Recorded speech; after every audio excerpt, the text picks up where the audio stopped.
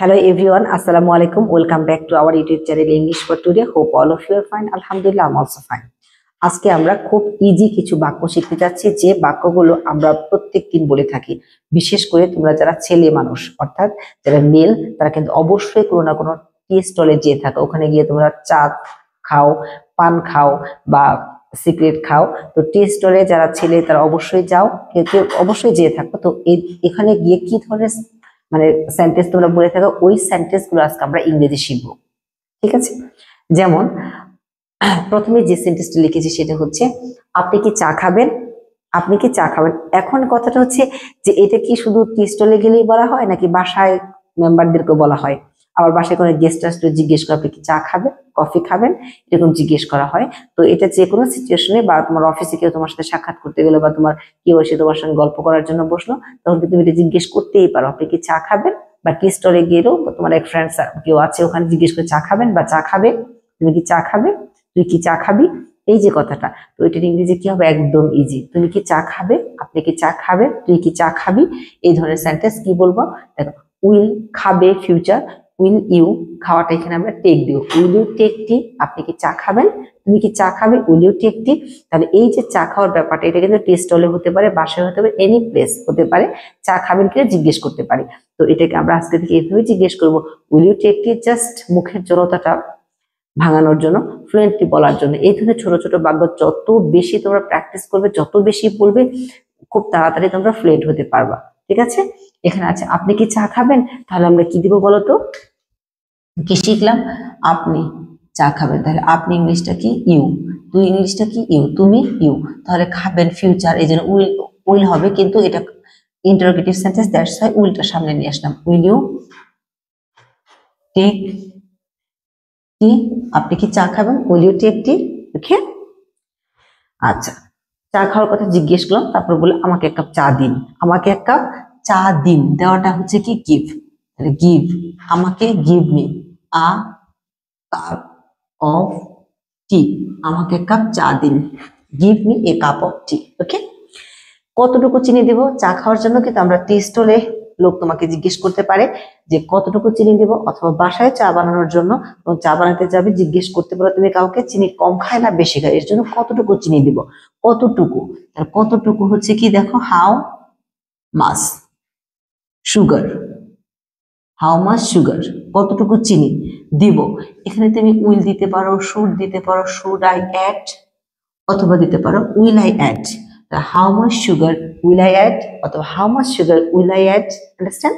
ওকে, next সেন্টেন্সটা কি, চা ঠান্ডা হয়ে গেছে, চাটা ঠান্ডা হয়ে গেছে, অর্থাৎ তোমাকে চা খেতে দিয়েছে, তুমি এখনো খাওনি, তার চাটা ঠান্ডা হয়ে গেছে। আবার আমাকে খেতে দিয়েছে, আমি চাটা খাইনি, তো চা ঠান্ডা হয়ে গেছে, এটাকে আমরা বলতে চা তো ঠান্ডা হয়ে গেছে।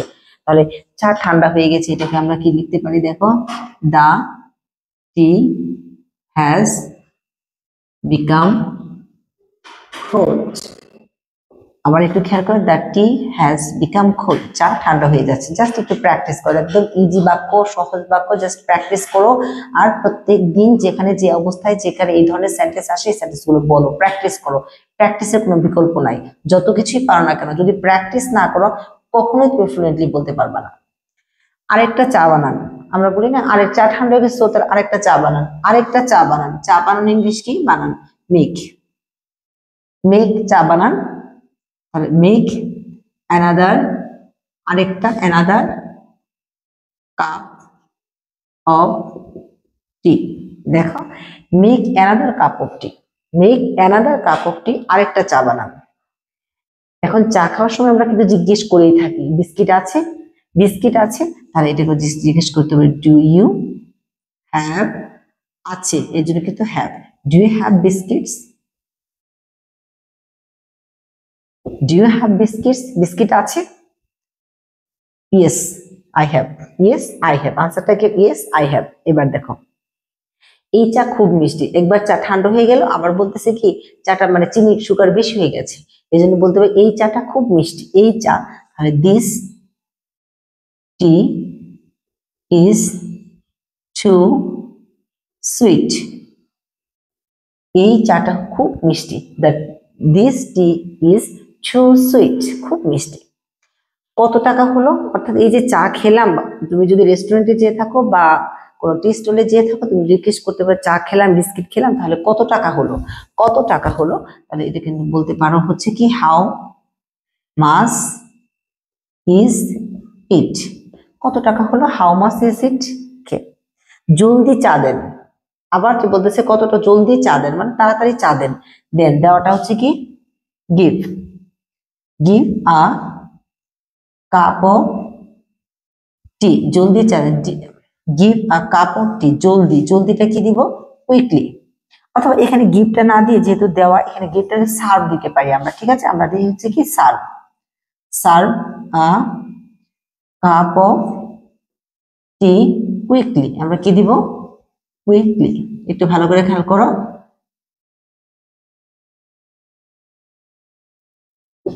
একটু ভালো করে খেয়াল করো। জলদি চা দেন, serve a cup of tea quickly, তাড়াতাড়ি চা দাও। লেবু চা বানাবেন, আমরা জিজ্ঞেস করি লেবু চা কি বানাবেন, তাহলে বানানো ইংলিশটা হচ্ছে কি মেক, তাহলে আমরা জিজ্ঞেস করি মেক, আপনি কি বানাবেন, এটাকে আমরা এরকম আপনি কি বানাবেন কোশ্চেন, তাহলে আমরা এটা বলতে পারি আপনি কি বানাবেন, মানে অর্থাৎ do you make lemon tea, do you take lemon tea, আপনি কি লেবু চা বানাবেন। এখন আমি বললাম হ্যাঁ বানাবো, yes I make, yes I make.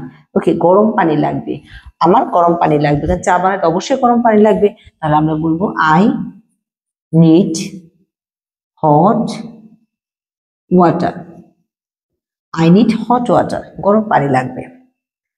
আচ্ছা চা খেলাম, তারপর কি জিজ্ঞেস করলাম, তারপর জিজ্ঞেস করলাম সিগারেট আছে, সিগারেট আছে, দেখো do you have, do you have cigarettes, do you have cigarettes, cigarettes, yes I have, but অথবা no don't have, এরকম তুমি বলতে পারো। তাহলে এই যে আজকে বাক্যগুলো দিলাম, এগুলো বাসায় কোনো গেস্ট আসলে অথবা কোনো টি স্টলে রেস্টুরেন্টে যেখানে বসো না কেন, যখন কাউকে কোনো চা অফার করা হয় বা চা খেতে চাই, তখন কিন্তু এই ধরনের বাক্য আমাদের বলতে হয়।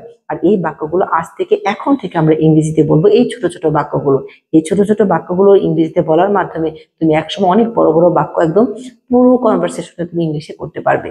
ঠিক আছে, সবাই ভালো থাকো, সুস্থ থাকো, নেক্সট একটা ভিডিও নিয়ে নেক্সট ক্লাসে আসবো ইনশাল্লাহ।